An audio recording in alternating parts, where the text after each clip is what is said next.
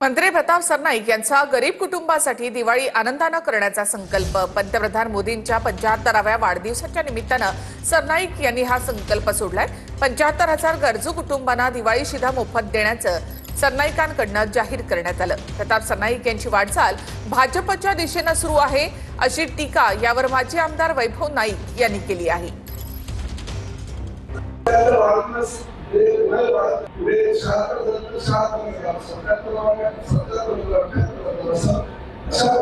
दरवर्षी 1 किलो साखर, 1 किलो बेसन, 1 किलो रवा, 1 किलो मैदा आणि 1 किलो कांदा दरवर्षी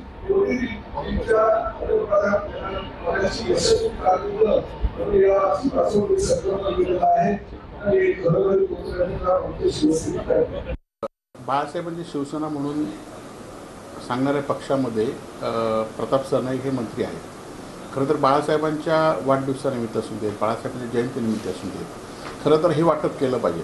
परंतु आता प्रताप सरनाईकांचे वाटचाल ही भाजपच्या दिशेने सुरू आहे हे ह्याच्यावरून दिसतंय आणि त्यामुळे हे असे कार्यक्रम ते करत आहेत।